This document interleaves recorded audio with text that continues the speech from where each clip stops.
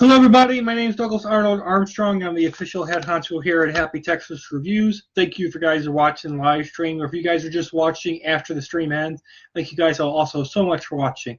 Make sure you guys like, subscribe, join up as a group member if you guys have not already.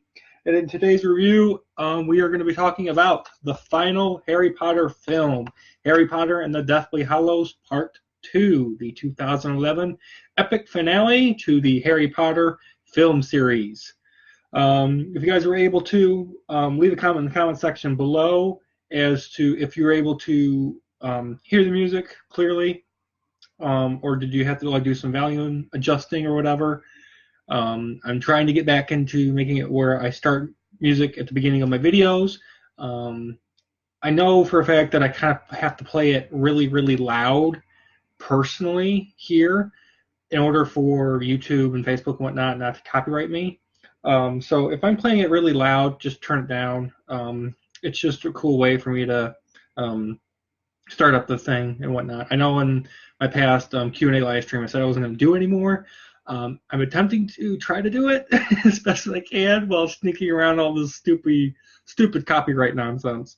So just keep that in mind. Don't expect it to come back in full function, but I'm going to try to do the best I can. So, because this is, of course, the last time I'm doing a Harry Potter film review, this will be the last time you guys get to see Harry Potter's wand here on the channel.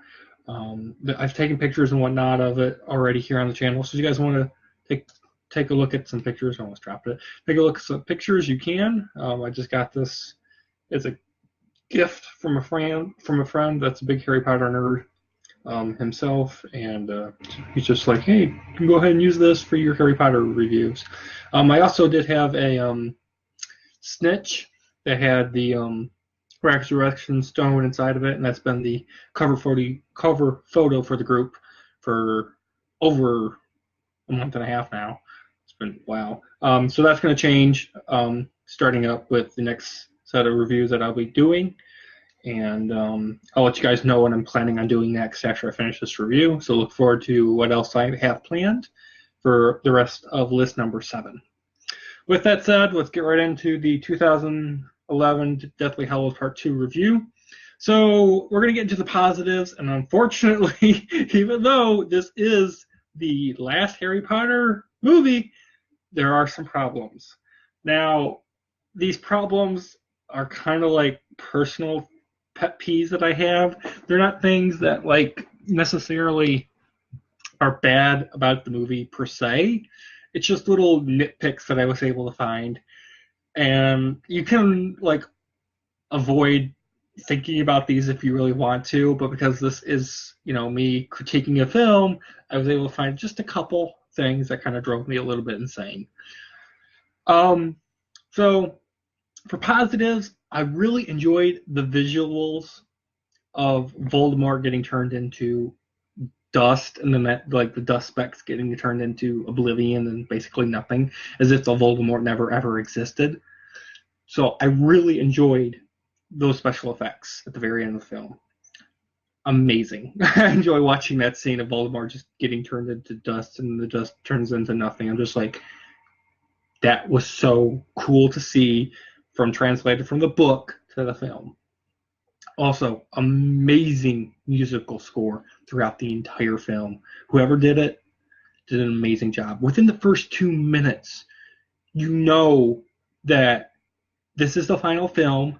It's going to have a sad tone. It's going to have some darkness to it, and it's also going to have some humor. It's going to have a little bit of all three things that you've come to expect from all the past Harry Potter films, and it's colliding in the epic finale, and it gives you that sense that this is what's coming in the first 2 minutes of the film. And I'm just like, the musical score just nailed it. As far as my favorite scenes, personally, these are my favorites. So I know there's a lot that happens in this movie, but for my favorite scenes, I enjoyed meeting Dumbledore's brother, returning to Hogwarts, and the meeting with all the allies and all the old students that we've come to see and whatnot. And then, of course, Harry Potter and the other professors standing against the headmaster of Snape. That was really cool. I always wanted to use that spell, that professor. I can't remember her name. I'm terrible. I'm sorry. But when she says that line and she's bringing down and activating or summoning or whatever the stone soldiers to defend Hogwarts, I'm just like, I love that line.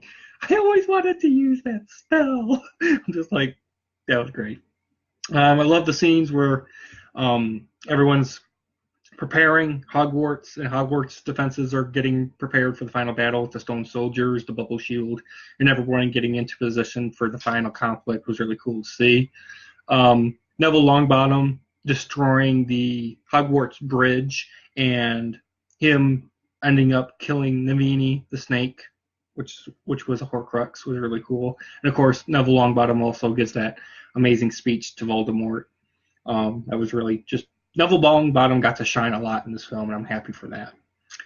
We also get to see a really quick return to my personal favorite film, The Chamber of Secrets. So we get to see a little bit more of the Chamber of Secrets in here. We get to see the basilisk, bones, and whatnot, and that was just really cool to see.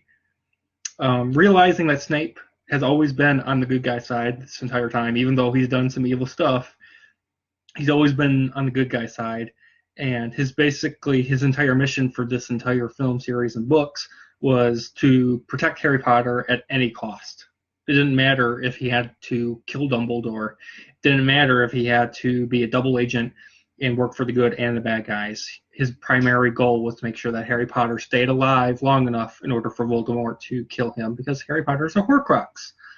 And learning that Harry Potter was a Horcrux, I was just like, when I read that and then I saw it in the film, I'm like, well, that just complicates things a lot more.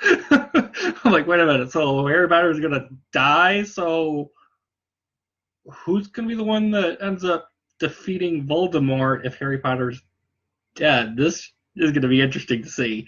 So the author did an amazing job on that one, throwing a really, really weird twist. Also realizing that Harry Potter is the Elder Wand's master, because Harry Potter ended up disarming Malfoy, and then I'm sorry, no. Malfoy disarmed Dumbledore, and then Harry Potter ended up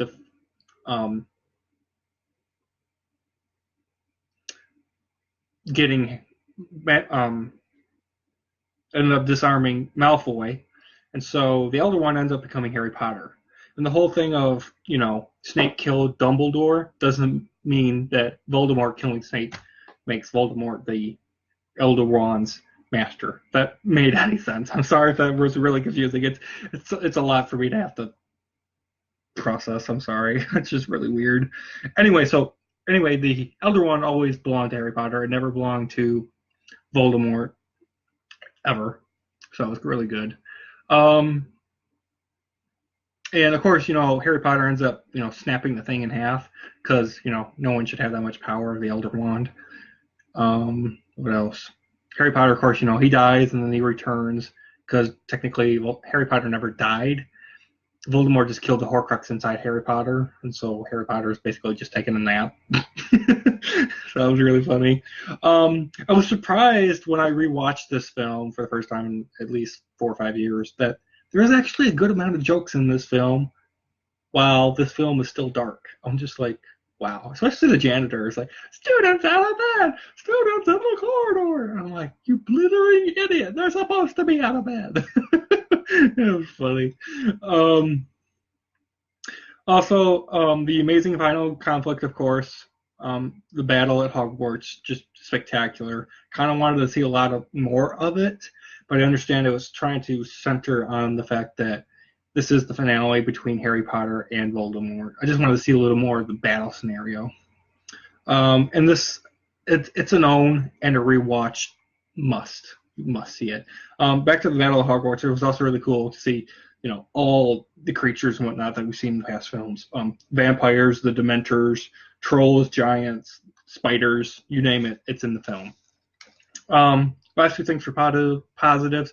Honestly, it was really sad to see so many people die on both sides in this war because of what Lord Voldemort wanted to have happen.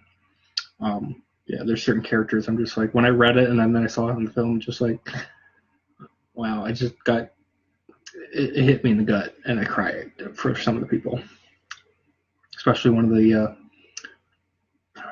Weasley twins. And it was also cool to see at the very end of the film our main group of Ron, Hermione, and Harry Potter, along with a bunch of other characters, all grown up with their own children, and everyone's heading to Hogwarts. So how they ended the film, amazing job. Just amazing. Unfortunately, there are a couple of negatives. For negatives, this movie is 2 hours and 10 minutes. I really feel like this movie was short.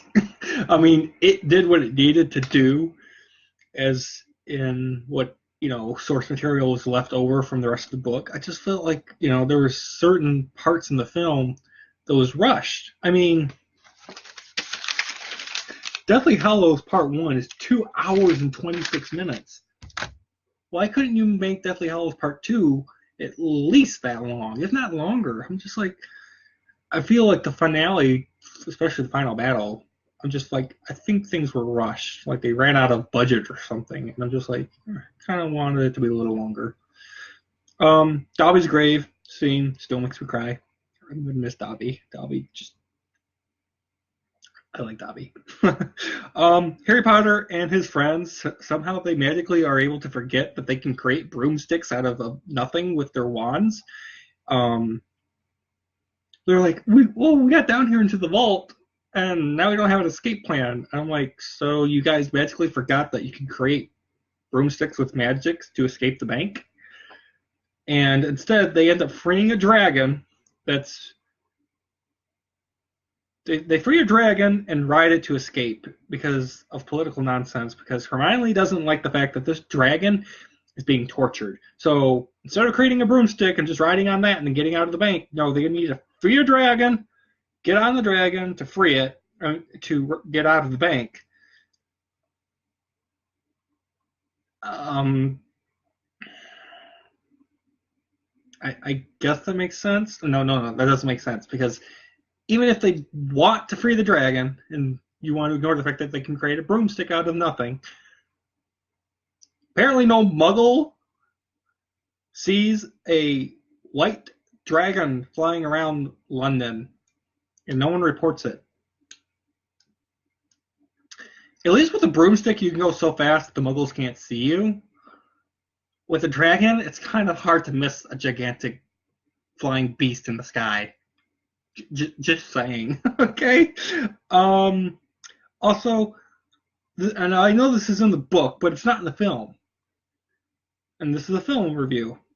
Who becomes the new headmaster after the final battle at Hogwarts? Because apparently it's not Harry Potter. It's not Hermione Granger. It's not Ron Weasley. Who's the headmaster of Hogwarts now? Because clearly Hogwarts got rebuilt at the ending scene. We know that much. But I'm just like, so who's the headmaster? I know who it is. Read the book if you really need to know.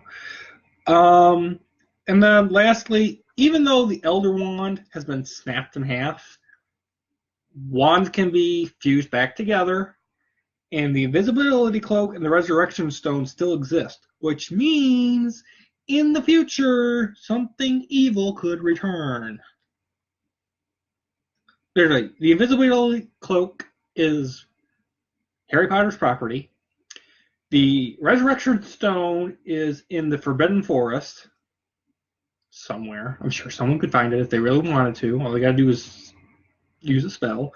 And then the Elder Wand just gets snapped in half and thrown down into basically a pit. Yeah, you didn't destroy the Deathly Hallows. They still exist. Just because you snap the Elder Wand in half does not mean that they're not going to be a problem in the future. So, yeah, there's a little bit of a open-ended problem. I just find that as a nitpick in the book and film. So, that's going to do it for me, guys. I really have to say I had a really difficult time figuring out how to grade this film, considering it's the last one. I want to give it 10, but there are some things in it that just drive me up a wall, like I just said. That kind of want me to give it a 9.5 or like a 9.7. um,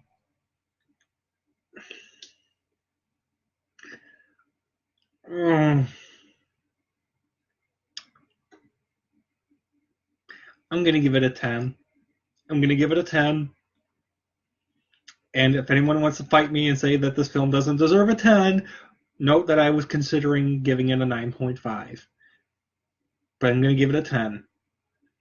Yeah, giving it a 10. With that, guys, that's going to do it for my Harry Potter and the Deathly Hallows Part 2 review. For the rest of list number 7, the reviews that I have planned coming is going to be the films Cats and Dogs, the Taken trilogy, Taken 1, Taken 2, and Taken 3, starring Liam Neeson, Men in Black, just the first one, because honestly, the 2 sequels, I really don't want to spend time trying to review them. Oblivion, starring Tom Cruise, Run All Night, and the Disney film Tangled. So look forward to those coming next and very soon. I hoping I will have all those done within the next 2 months. Thank you guys so much for watching. You guys all have a great day, and I will see you guys in the next review. Bye. I'm gonna miss this wand. It's been a cool prop. Wait a minute, we're still live. Shut this off.